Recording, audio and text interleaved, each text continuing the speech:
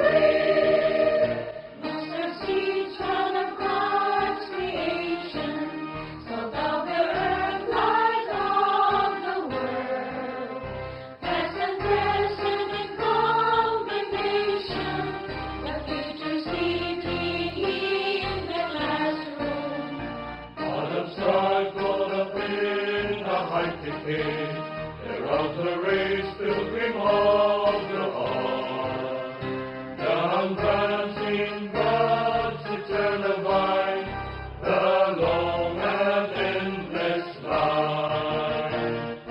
Let their eastern desires lead God to guide us. We make the child hearken to the call of becoming treasure of the land. Let their eastern desires racing towards excellence. We show the path as we hold the course on the fading way onward to victory.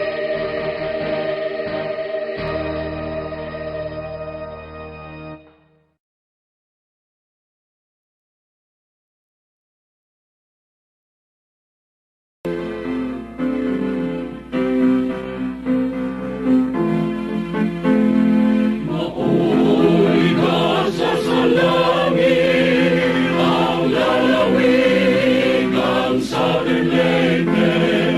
Luyan siya sa mga bayani, maglaong sa mga kawani. Southern Leyte, Southern Leyte, yung talamong minahal, inautong kang nagmauswagon sa Ginoo. Sa langit ikaw ang daon sa imong Pangulo. Mahalon ka sa mga mulubyo, ambingan ka. Southern Leyte, Southern Leyte, yuta na mong minahal. Tanang yuta'y bulahan sa alunan, ani bunga, mga kangit-ngit kay lamdagi, sagong maghalong katagi. Southern Leyte, Southern Leyte, yuta na mong minahal, inautong kang nagmauswagon sa Ginoo. Sa langit ikaw ang daon sa imong Pangulo. Mahalon ka sa mga mulubyo, ambingan ka. Southern Leyte, Southern Leyte, yuta na mong minahal. Southern Leyte, Southern Leyte, yuta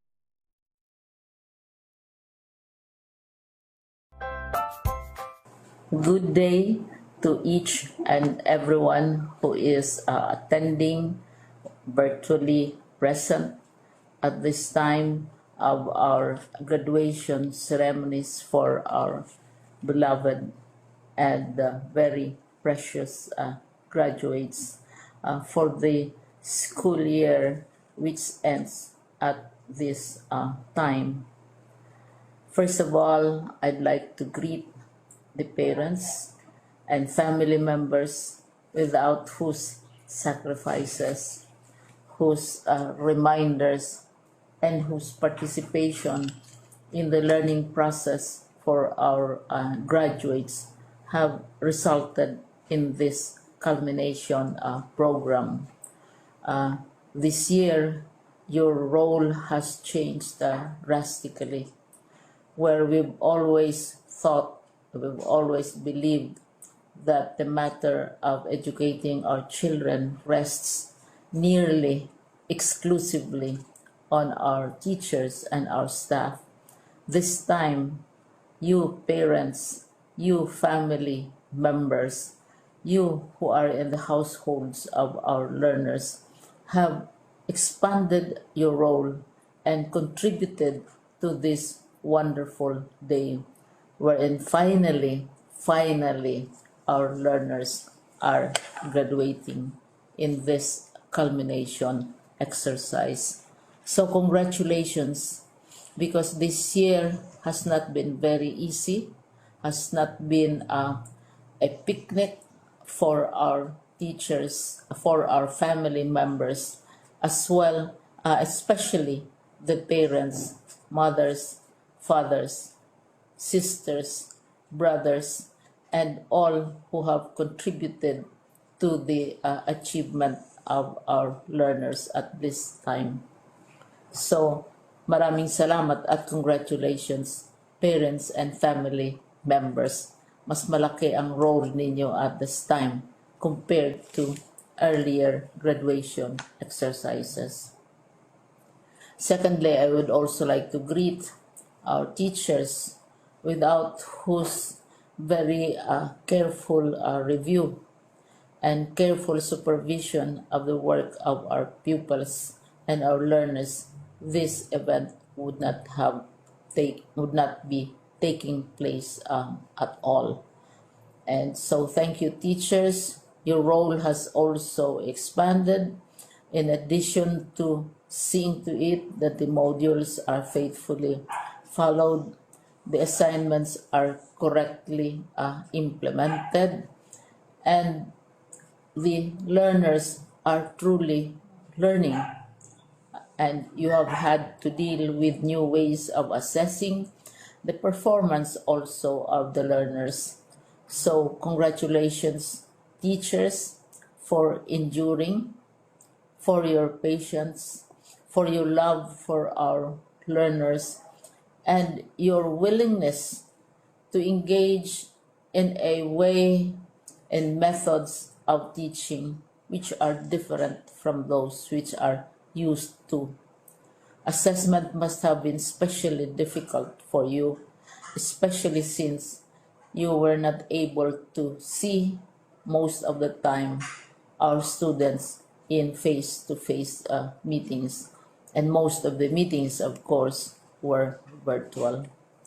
We'd also like to thank the local government units for their interest, for their cooperation, and for their continuing contributions to the needs of education, even as our children do not go to school.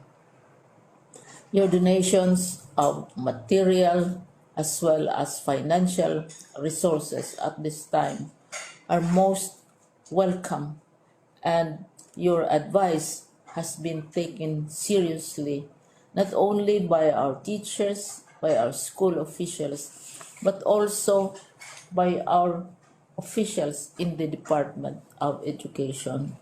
We continually talk with local government units, especially in times of disaster, in times of great need for classrooms, for space, and for responses to unforeseen emergencies.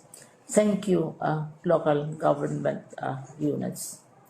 But of course, most of the congratulatory greetings fall on the deserving graduate. Each and every one of you is truly special. You are different from the other graduates who have passed through the portals of your school. You went to school practically without seeing your teachers, if at all.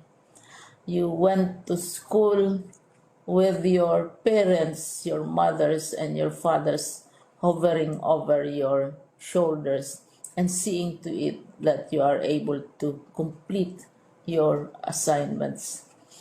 You are completing your studies at a time when examinations and assessments are different.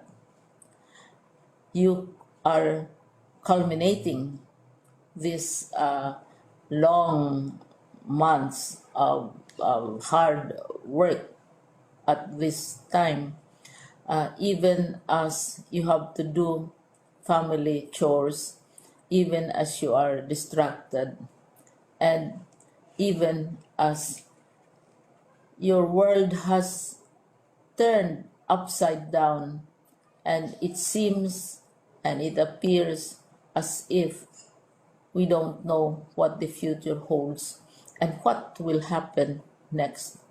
But you have persevered, and now you are ready to graduate. And therefore, you deserve each and every bit of congratulations from us in the Department of Education, from your parents and family members, your teachers, from the officials in local government, as well as in the parent teachers associations. You deserve each and every single congratulatory pat on your back, each hug virtually, of course, and each greeting, which I am sure you are also receiving virtually. I don't know if you will remember this event many, many years from now. I have tried to recall myself who our graduation speaker was when I finished high school and when I finished my college studies. All I remember is that the graduation speaker was someone important, someone who was invited because that someone is supposed to give a message. What was more important to us graduates at that time was the excitement of the celebrations, the happiness and the joy of our parents, the sadness of parting from our classmates and from our teachers, and the enjoyment of all the graduation events that usually take place come commencement day. When I was a college student, we had a series of events which were designed to embed in our minds, which were designed to help us remember and not forget our days in college. We would spend one whole day going around the campus, visiting the classrooms, saying goodbye to our teachers, and sharing memories. We would have bonfires to say goodbye to each other. We had baccalaureate services where we committed ourselves to God and we prayed for guidance when we go out into the world. So many celebrations, and the speaker, of course, is the least important and easily forgotten component of the graduation exercise. Nonetheless, I will exert all efforts to share with you what I see are things or issues which a graduate should remember, and recall. I have said that you are very special. You are very different.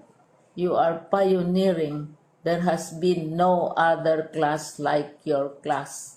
There has been no other graduate like you as a graduating student, because you are the very first graduate of the blended learning response to education in the Philippines. And so you ask yourself, what awaits you in the world outside? You can either work, because the kind of curriculum you survived and underwent as a student will enable you to go to work if you wish to go to work. Some of you will proceed to further studies, and this would be a wonderful thing, because there are many opportunities for further expanding your knowledge, for further answering and looking for explanations of issues, events that make you curious, especially in science, in technology, and also in the arts. So you can work, you can go to further studies, and perhaps some of you will settle down, hopefully not too soon, so you can pursue what you really want to do. So today, this is why we call this exercise a commencement exercise. It's not the end of our studies. It's not the end of all our efforts with blended learning, with modules, with floods, with earthquakes, and of course with COVID. It's a commencement of doors opening to you. More doors will be opened because you are a graduate. You can work, you can proceed for further studies, you can help your parents, and you can perhaps look for opportunities to do what you have always wanted to do, whether at work, whether at advanced studies, whether at learning more in science and technology, in mathematics, and in the arts. All of these opportunities are available to you. More doors are being opened. I hope you will select the door which arouses your curiosity, the door which will help you know more about this world, and the door which will allow you to contribute to the development of our country and contribute whatever we can to solve our problems and our challenges. Congratulations once more to each and every one of you. Congratulations to you, parents and family members. Congratulations to you, teachers. When I was chair of the board of Silliman University, each time we had graduation ceremonies, during the baccalaureate and during commencement itself, I would cry. I would cry because you are sending out into the world a new batch of graduates, and we want to be sure that what is awaiting them is appropriate. We want to be sure that they are ready for what awaits them when they select which door to open. And so we tell you, go out to the world, do whatever you want to do. God be with you, and be assured that all of us love each and every one of you. Congratulations.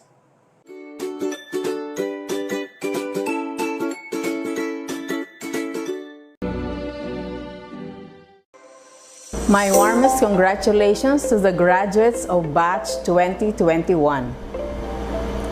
Today marks another milestone in your lifelong journey in achieving your dreams and successes in life.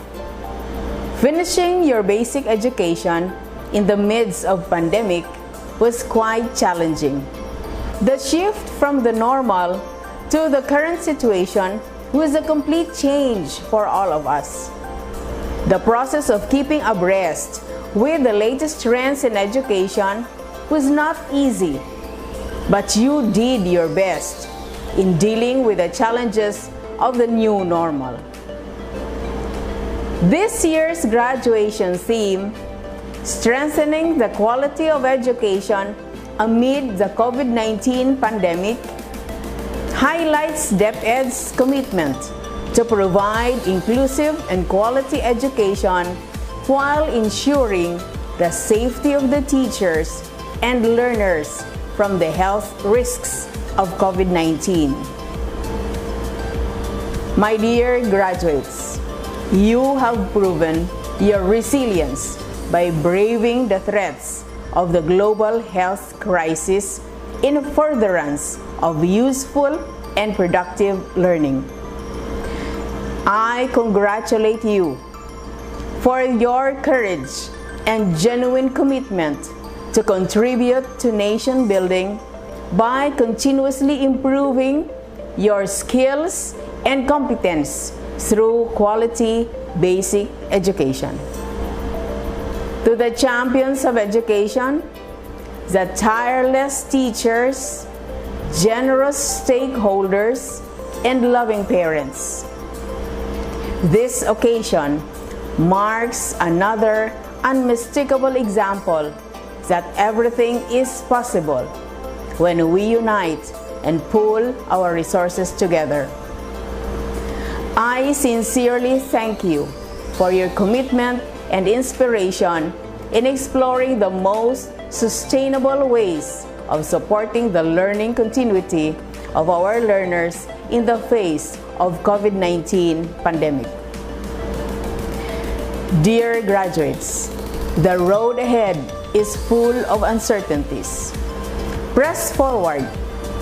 Let your dreams and aspirations be your guide toward achieving the fullest potentials and building a strong nation for the Filipino youth. Once again, congratulations and Godspeed.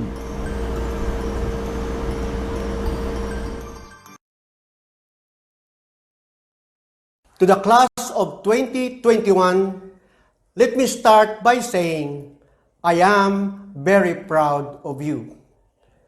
You are epic. It has been a tough year, but you persevered. You have shown unprecedented resilience in these pandemic times. Overnight, COVID-19 has turned our world upside down, inside out, especially in education. From face-to-face classes, we shifted to remote learning through printed modules, learning activity sheets, audio-video lessons, radio-based instruction, and the use of digital platforms. Your life as a student had been made more challenging during the pandemic, and you may be disappointed about not having an in-person and formal graduation, but for certain, you will have the most unique stories to tell in the future about studying and graduating during the great pandemic of 2020-2021. This class will be famous in the history of the Department of Education. To our school leaders and teachers, I know that when you decided to become an educator, You couldn't have anticipated upending your years of training for face-to-face classes to making audio, video, and radio-based lessons, crafting learning activity sheets, printing and sorting modules, and totally reinventing the teaching practices you've learned and honed. It must have been difficult for you navigating this abrupt transition to an uncharted territory, and yet you sailed on with grit. You have gone to incredible lengths for education to continue. Thank you for going above and beyond your call of duty. To the parents and guardians of our learners, we know you have had your share of challenges in this new normal. While making sure you're able to put food in your table, you also took a new role as your children's learning facilitators.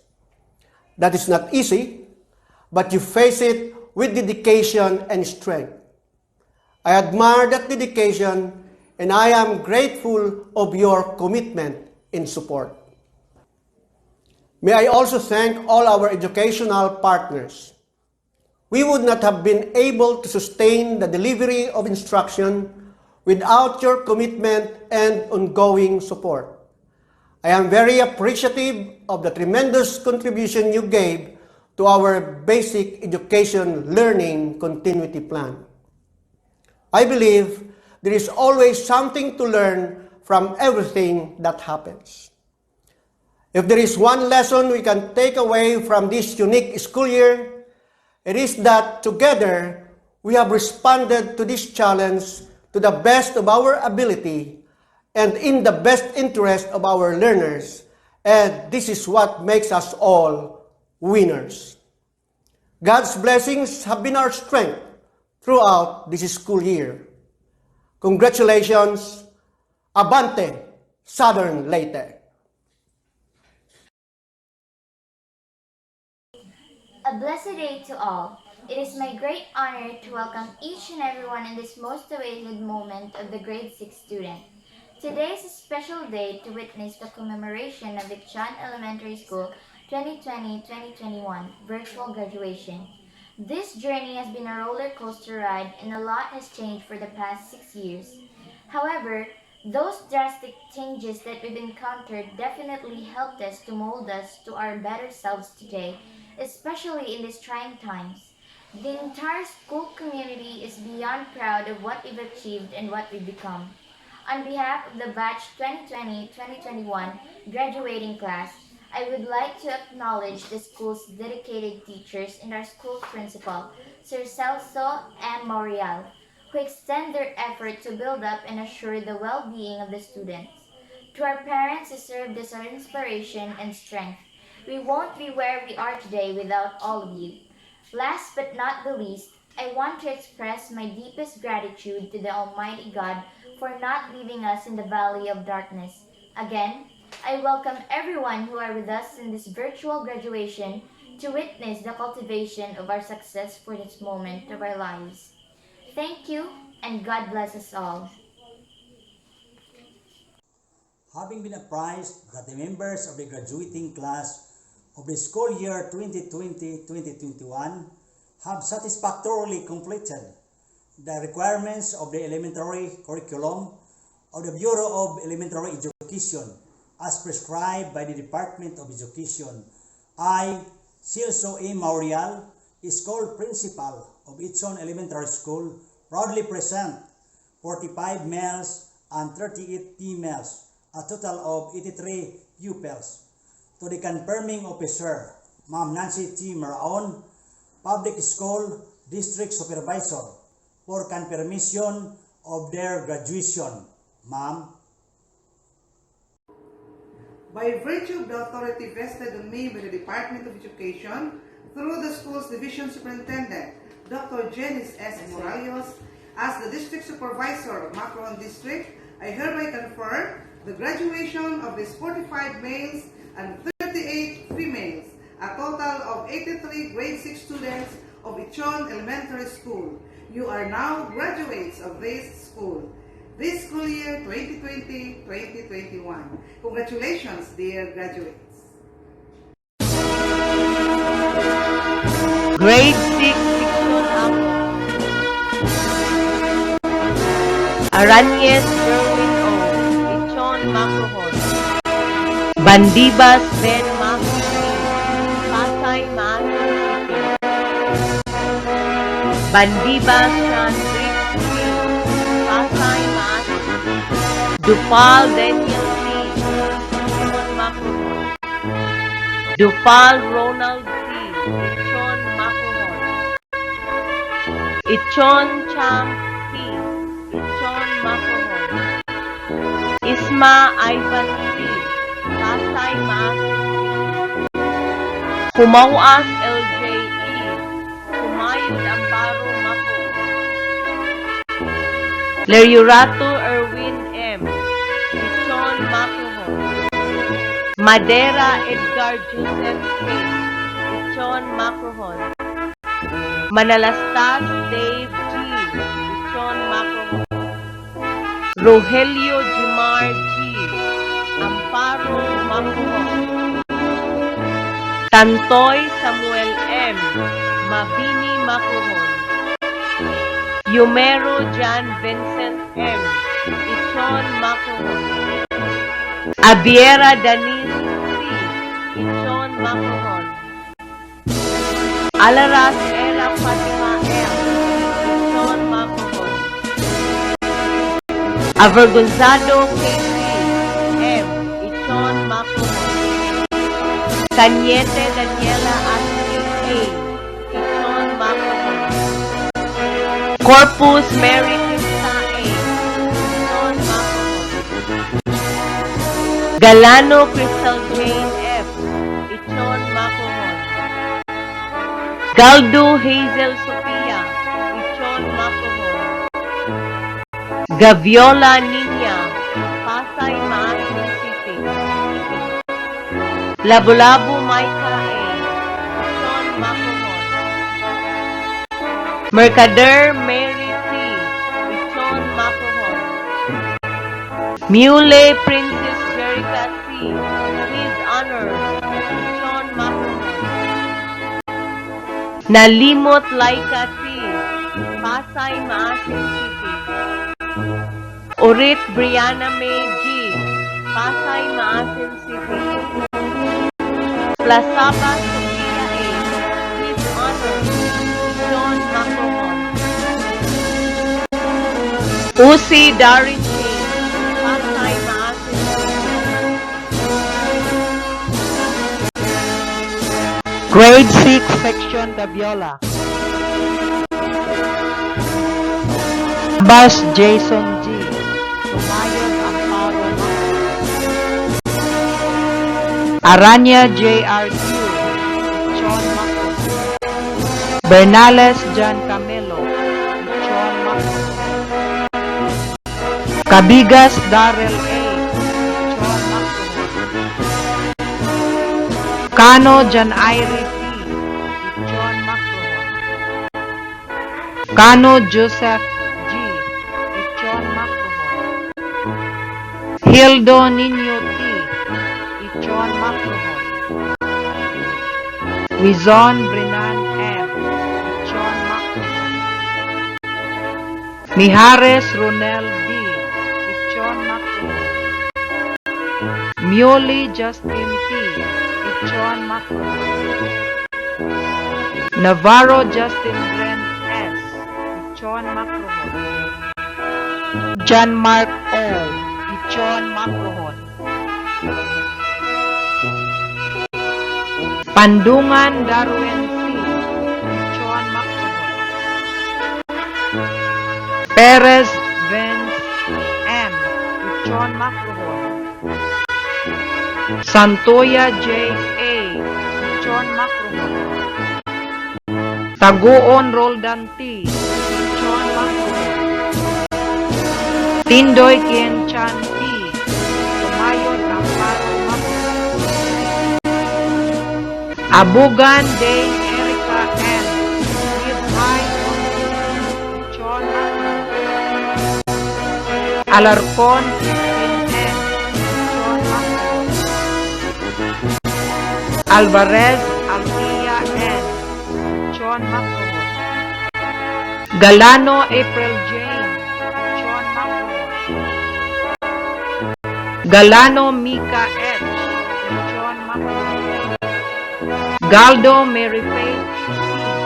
John Macron. Maraon Precious Fem. John Macron. Moldes Cleyesa May A.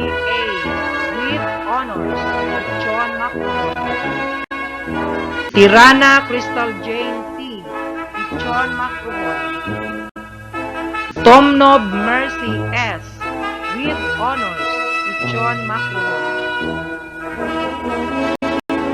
Grade 6, Section 2. Acacio Raven S. Upper John Macron. Balaba Francis Miguel D. John Macron. Kafranca Aaron A. John Macron. Kapulia June Dilek N. John Macron. Katuburan Denver B. With honors. John Macron. Galano Rolly Jr. S. John Macron. Goni Charlie B. John Macron. Hao Chan G. B. John Macron. Lopez Earl Jovan A. John Macron. Mular IBS. John Macron. Opusa Danilo S. John Macron. Pedazzo John Mark E. John Macron. Sablan Rich Bell G. Upper John Macron. Itang Joshua P. John Macron. Batistil Stephanie V. Tuburan Upper John Macron. Cardate Mens Monique G. John Macron. Cortina Lovilia B. With honors. John Macron. Galario Zaira May G. Santo Niño Macron. Galdo Cristine John Macron. Galdo Christine Marie John Macron. Copoli Jerian Marie G. John Macron. Movie Wendy Lynn D. With honors. John Macron. Rowegan Eliza C. With honors. John Macron. Sabilio Honey Jane U. With honors. John Macron. Santuya Maria Leticia T. With high honors. John Macron. Saysay Micah Angela G. John Macron. Talabo Rena G. With honors. John Macron. Under the recommendation of the school honors training committee and approved by the division office, Southern Lady Division, Dixon Elementary School, hereby confers academic honors to the following graduating pupils of class 2020-2021. With high honors, Maria Leticia G. Santos and Erika Lynn Abugat. With honors, Mrs. Zeta C. Mercy Lynn Bonino, Eliza C. Novelia B. Cortina, Sofia A. Casabas, Angie Leon Sabino, Jennifer B. Catuboran, Teresa May A. Moldes, Reina G. Talabo, and Wendy Lynn B. Morgan. Congratulations!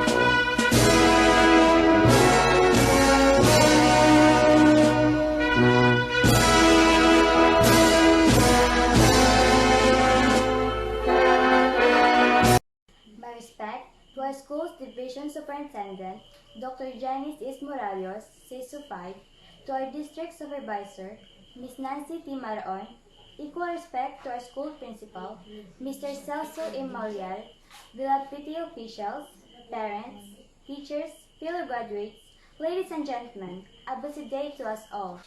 Today is the day that the Lord has made. Let us rejoice and be glad, for we have overcome all the challenges and fears that we have faced in this trying time of pandemic. This is the time to rejoice, for we are able to finish and accomplish our elementary years. Finally, it's our graduation day with the theme, Strengthening the Quality of Education Amidst the COVID-19 Pandemic, that imposes a big challenge to fulfill our dreams ahead. But before we bid goodbye to our dear alma mater, Ichon Elementary School, I would like to take this opportunity to thank our dear Lord for protecting us all throughout the years. To our nanay and tatay, and all those who have helped us achieve our dreams, thank you for patiently teaching us in our distant learning modular. Without you, I wouldn't be here. Nay and tay, ma and pa, I owe you my success. To our teachers, thank you for ensuring us quality education despite the difficult times. To my alma mater, thank you for being our second home, where we shared our laughters and tears. To my fellow graduates, I wish you all the best as we continue our journey of education. Thank you and mabuhay.